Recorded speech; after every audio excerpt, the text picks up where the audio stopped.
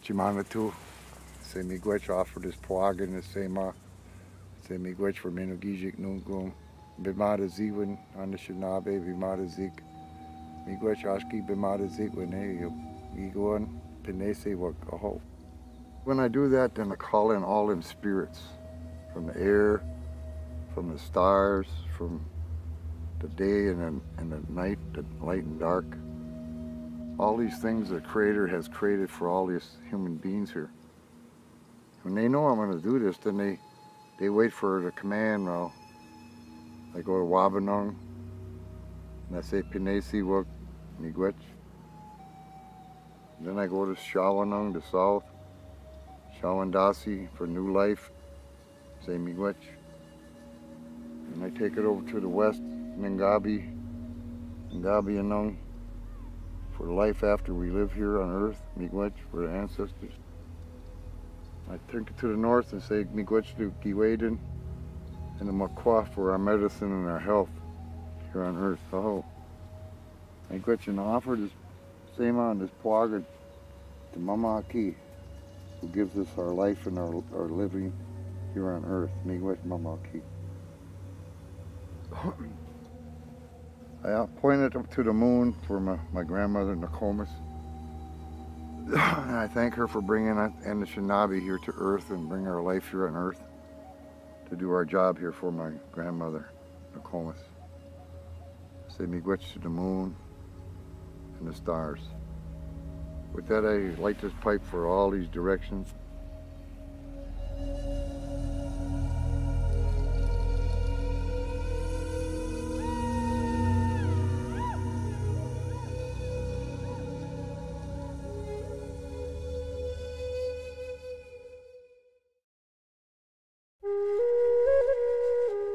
Mole Lake History was funded in part by Irene Danielle Kress, Francis A. and Georgia F. Ahrens Fund of the Community Foundation for the Fox Valley region, Evu Foundation, Ron and Patty Anderson, Ira and Aniva Riley Baldwin Wisconsin Idea Endowment, Timothy William Trout Education Fund, National Endowment for the Humanities, and Friends of Wisconsin Public Television. Oh, mama tu ke mashomusuna. And up and was say ma ho get your mother too. Say me wish for nim be ban zig. Ashinabe be ban zig. Ikwe and Ikwe wag mindemoe.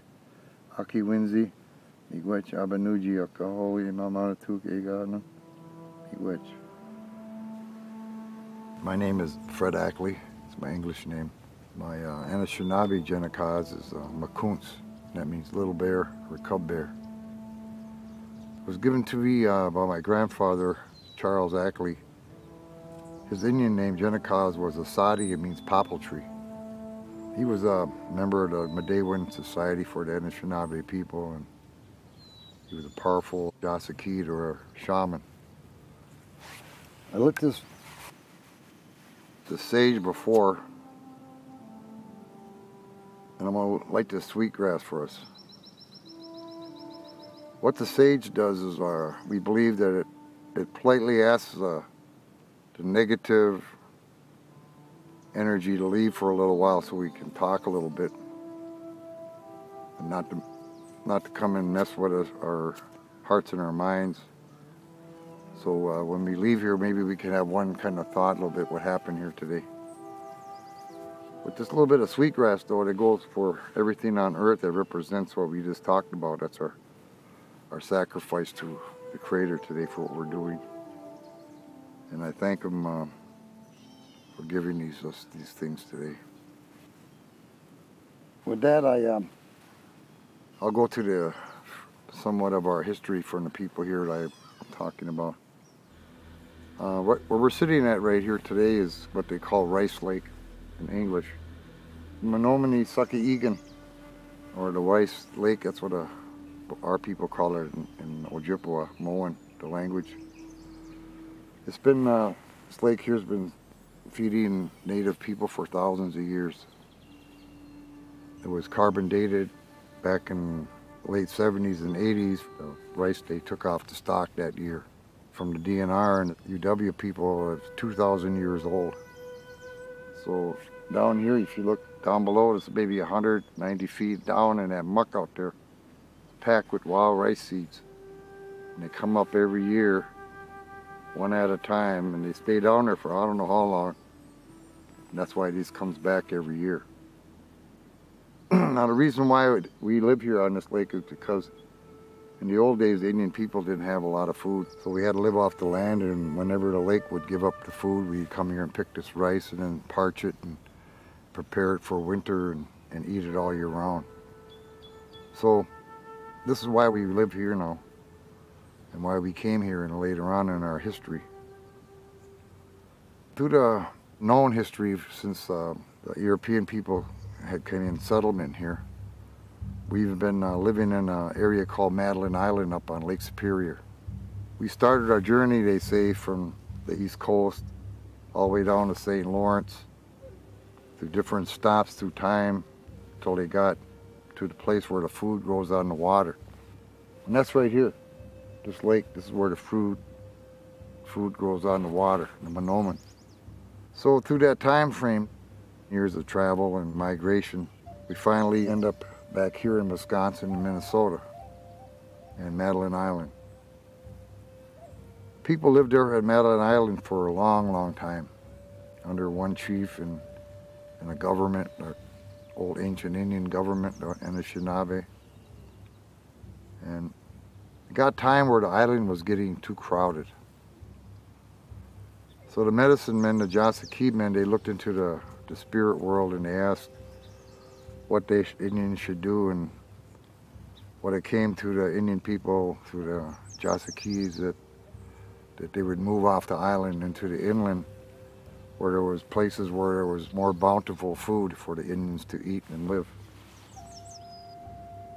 What we felt was taking our homeland back. We were just taking back where years ago when there was a great war that the Indian people had amongst ourselves. We were forced as refugees to the East Coast, and then now we're back here. See, we were told to come back here. So all these 1,000, maybe 1,000, 1,500 years, we lived in peace and harmony with the people on Madeline Island. Until one chief was born, and he was a great chief, great war chief and a leader for the Ojibwe. He had a daughter he loved a lot, and great love and respect other people had for that woman, that his daughter, because she was the daughter of the chief. Well, she got married, and she married a member of the Martin clan, the Wabasheshi. He was one of the war chiefs, a general, I guess, commander. He was a great warrior. Well, his daughter and his son-in-law, they had a set of twins, twin boys. Now, they were the firstborn, so they were going to be the next in line to the throne for the chieftainship. And in them days, with the law said to Indian people that only one of them twins could live, the other one had to be taken at birth. And the chief, he loved his daughter so much, and he seen the baby twins. In his heart, he couldn't come to keeping the law. So he had Martin, son-in-law, take one of the babies down here to the interior, and our journey came this way to live here down here, and he kept the other son up on Bad River, up by Madeline Island, Redcliffe, and his name was Wabojig. And the son that came down here by Mole Lake, Sakaganeen, his name is Wabasheshi. White Fisher looks like a martin. That's how they got their names, the twin boys. 6 miles southeast from right here, this lake here, there's a lake over there called Post Lake in English. Here, the tribe here that we call ourselves, our name is Sakaganeen, or Post Lake people, or people of the post in the lake. At the time, the Narrows over there, there's a widening of the Wolf River, and it causes this lake to be formed. But in the middle of that lake, when it was formed, thousands, whatever, when the ice left or whatever happened, came back, they left a petrified tree there, post.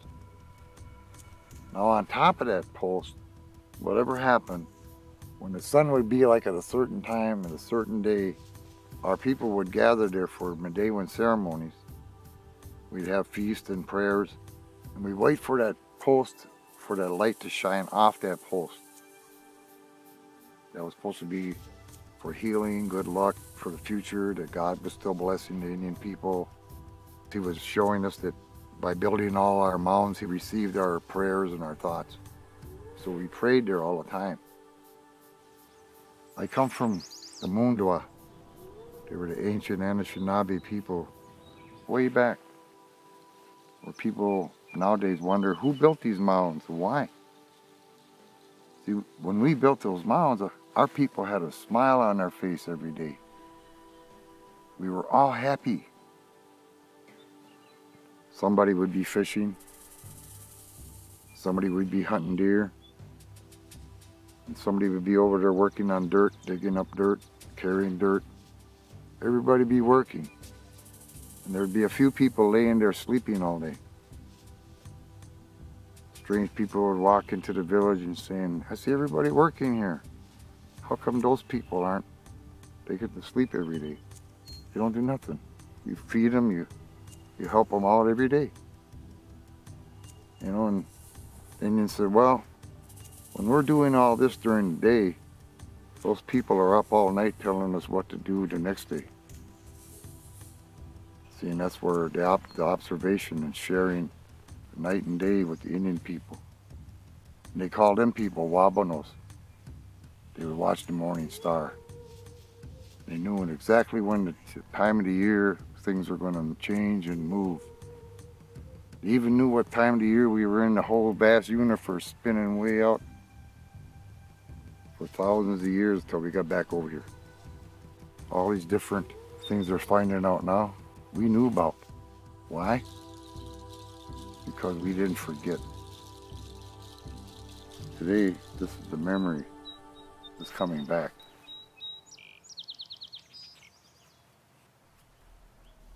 Down south of here, war came to the Indian people. These women were harvesting the rice, and these Lakota warriors were coming around looking for scalps. And they see the women and children with the rice, so they took their scalps, killed the women and children, and had a scalp dance on the women and children. So when the news got all the way up here and all around the warriors here, we all got a big party, and we went and got them. So then, my understanding was down by Mystic Lake over there, that Lakota tribe, they came back up here with more warriors. They were going to take us back. Because these guys went home and they lied about that. They said, no, we didn't kill no women and children. They said, we just attacked them. See, they lied. So all these guys come up here on a lie, and that's where they died, here on the lie. 500 guys died here. So all my warriors got out of these holes and waited for them to get in here. And once they got it here, they're all dead. They didn't go nowhere. We had this whole lake with foxholes all around this whole lake. It was a lot bigger then. But you can still see them all the way through here on the shoreline. We call foxholes, but we just pulled the weeds over like that. You never knew we were there. When they got here, they never seen their families down in Mystic Lake no more. We lived here for a lot of years, living off the land, with the land, so long that the water and the air were part of that. And all that, what you see around me, is part of me. The first chief here was Gimiwanam, English name, Rainy. They called him Rainy. Day was Rainy Day when he was born. And the next one was Gitche Wabashese, or the Big Martin. And Gitche McGizzy, the Great Eagle, was his son. Gitche McGizzy's son was Wabashese, or the White Eagle. And he lived here for a long time, 80, 100 years old. And he went down to a man, my great-great-uncle, grandfather named Ed Ackley, and his Indian name was Masabi, or the Giant. And for him, he was the brother to my grandfather DeWitt, and his name was Gigiashi, the sound of the wind in the tree and in the grass, the wind when you hear the grass. From him came another chief. His name was Wambash, or John Seymour they called him. When the Indian agent came to the pay station, they asked him his name.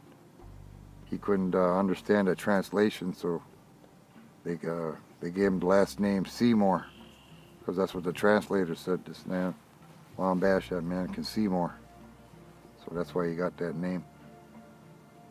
So it came all the way down to under him and a few other smaller, they call him a chief named Nagig. And Oscar Baywis, he was a waiter. He was the Wisconsin River chief. And they all gathered together at Sakaganeen. So all these is why we're here. All the other tribes have a genealogy, like I just said, about their chiefs and their families who led their people through all these years. And the ones I said here were separate chiefs and separate people. But all the other tribes in the Ojibwa country, they all knew these people like relatives, because we were what they call the hierarchy of the Ojibwa government and the way we lived. I carry that genealogy in my mind because my grandmother told me to do it. Now the story I just told you was handed to me by her, Alice Ackley, and her name was Wawi Gijigukwe, a sky all around the world. And her daughter was my mother, and her name was Menominee, the Menomin woman. She made the Menomin, so that was my mother's name. Now I'm here now at this time of history and for the tribe as Makuntz. Now, I'm not the Ogima or the chief here, but I'm a member of that family, the higher elite family of the old Ojibwa government before 1939. See, we lived here all them years till 1939 as free Indians, while the other tribes around Lake Superior all made a treaty in 1854 with the U.S. government. Our people were there too. We waited here though for that treaty and the reservation and the promises by the government to be fulfilled for us, waiting for the patent and for the agent and the money and the farm equipment and the school, which never came. Constantly our leadership and our family were writing letters back and forth to the government in Madison for Wisconsin and the government in Washington, D.C. for the treaty, asking when we're going to be fulfilled. When this road, we're not too far up here, it's called the Old Military Road. That road was cut through here in the territory in 1869. The chief here at the time was named Gitche McGizzy, or Great Eagle. He watched the road being built. He had his own warriors and other people working, supplying all these other guys building the road. So we were sitting here thinking it was going to be finally fulfilled, a reservation was going to be established, and it never was. They made the road, and they made it into a mail route for the mining up in Copper Harbor, up in Michigan there, Lake Superior, and they just kept going back and forth through here like they're doing today. And that's why in 1934, when the Howard Wheeler bill was passed by Congress and the United States government, President and other people at times decided that it was time that they try to keep a promise to some of the Indian tribes in the nation from the Homestead Act of 1887, which took all the Indian land and turned it into farmland. Well, through long investigations from like 1920, the agents came here to Mole Lake talking to the Indian people and other people, trying to figure out what they're going to do with us. So when they got all the information, I guess they couldn't deny it anymore. They had to do something. With the little bit of money was left in the act and that from other tribes getting reservations, they finally got the Mole Lake people 1,800 acres around this lake here, this Rice Lake. And our people are very happy about that. They were happy. that finally they had a place where they could call their own. For over 80 years, these people waited, and they were getting pushed around by all the lumber camps and all the settlers. Every time they would open up another part of the territory, they would kick the Indians off here. You don't live here. I own this now. So we had to keep moving constantly around here, trying to stay at this lake every fall. And that's the history, really, it's true history of what my people have to go through here through all these years. And then to what we do now, you know, in Moloch and this time frame where I'm at talking. We have threats from outside corporations and governments and other things for mining and for timber, and there's more land for everything, for the other society. So my job as a young man was to keep and take care of the land the best way I can with these prayers, trying to get some sense out of how to keep things going when there's a constantly modern world changing all the time. It's a mind-blowing thing to try to, every day of your life, to think, how do you keep this wild, somewhat wild, and with a society that's developing and using everything around you. It's a constant thinking of how to do that. Indian people, though, we have always this thought about the world going around some more. What comes around goes around. And that's why we keep praying, a lot of us, the old people, to keep this all going around. If we don't stop it here, you know, their minds thinking about polluting your water hole and then trying to tell your kids to drink it. That kind of thought. You have to get away from that. Keep the water hole clean for your kids. And forget about the money. One of our Indian teachings, because we get this food from the land and the earth, when anybody comes by us or sees us, visit us, we always share that food with them, even if we only have a little bit, because it's not ours. Even though we go out here in nature and pick it and harvest it ourselves, you know, and get tired and sweat, we know it's not ours. See, we don't own it. We don't own the seeds. We don't have that Indian patent on nothing. It's only with the Creator and the Indian people that we have that. Today, this is the memory that's coming back. That's why when I talk this way, I'm talking from the Creator in the spiritual way. We do this for every day of our life, see. Ask permission to come over here. When I woke up this morning, and I had good dreams, I had good feelings. See, and that's why we do this. It's always with the gratitude that the people before us gave us the spirit here in our way of life, our heritage and our teachings, to carry on when they were gone and gone to the other world. See, and then my job is to hand it down to somebody else, another generation. And it keeps on going that way. Because if we stop, then the world's going to stop. Simple. But you got to do it every day. You got to have faith that he's going to make these plants turn green again, right here, this grass, turning green. The lake going to come up, the rice is going to come up. That's what this does. We give this to the Creator like He gave it to us to have peace. And then with gratitude and respect, we ask Him like the birds do. We never plant nothing like that. We only ask Him to bring it out again for us. When I do this here for this story, I talk about my people's story. I was told a long time ago that we got to start this way.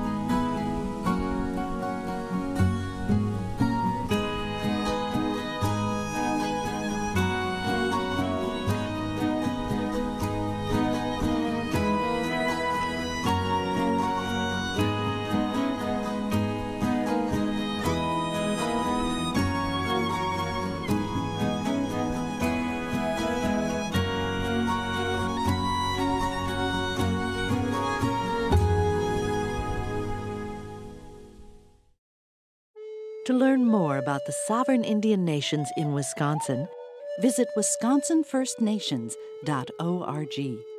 To purchase a DVD of this and other Tribal Histories programs, visit WPT.org or call 800-422-9707.